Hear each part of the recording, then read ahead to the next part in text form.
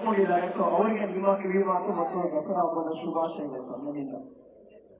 ಉಪಸ್ಥಿತರಿರುವ ಎಲ್ಲ ನಮ್ಮ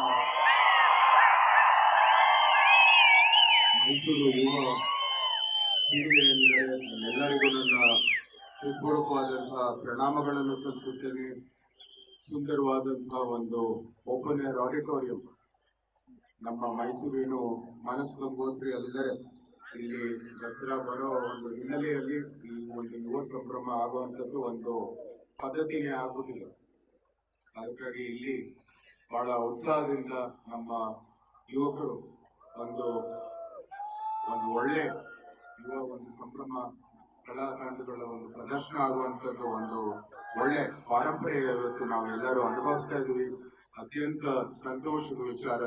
ಇವತ್ತು ಈ ಒಂದು ಒಳ್ಳೆ ಕಲೆಗೆ ನಾವು ತಂಡಕ್ಕೆ ಇವತ್ತು ಗೌರವ ನೀಡುವಂಥದ್ದು ಸೌಭಾಗ್ಯನೂ ಕೂಡ ಸಿಕ್ಕಿದೆ. ಅದಕ್ಕಾಗಿ ನಿಮ್ಮೆಲ್ಲರಿಗೂ ಅಭಿನಂದನೆಗಳನ್ನು ಸಲ್ಲಿಸುತ್ತೇನೆ. ಇವತ್ತು ನಾವೆಲ್ಲರೂ ಬಂದಿರೋದು ಒಂದು ಅತ್ಯಂತ ಶ್ರೇಷ್ಠವಾದಂತಹ ಒಂದು ಕಲಾ ಪ್ರದರ್ಶನ ನೋಡೋಕ್ಕಾಗಿ. ನಾನು ಏನು ಜಾಸ್ತಿ ಮಾತಾಡಕ್ ಹೋಗಲ್ಲ. ನಿಮ್ಗೆಲ್ಲರಿಗೂ ನನ್ನ ಕೃತಜ್ಞತೆಗಳು. ಮುಂದೆ ಬರುವಂತ ದಸರಾದಲ್ಲಿ ನಿಮ್ಮೆಲ್ಲರಿಗೂ ಆ ತಾಯಿ ಚಾಮುಂಡೇಶ್ವರಿ ಒಳ್ಳೆ ಆರೋಗ್ಯ, ಅಭಿವೃದ್ಧಿ, ಸಮೃದ್ಧಿ, ಆನಂದವನ್ನು ಕೈಪಾಲಿಸಲು ಪ್ರಾರ್ಥನೆ ಮಾಡ್ತಾ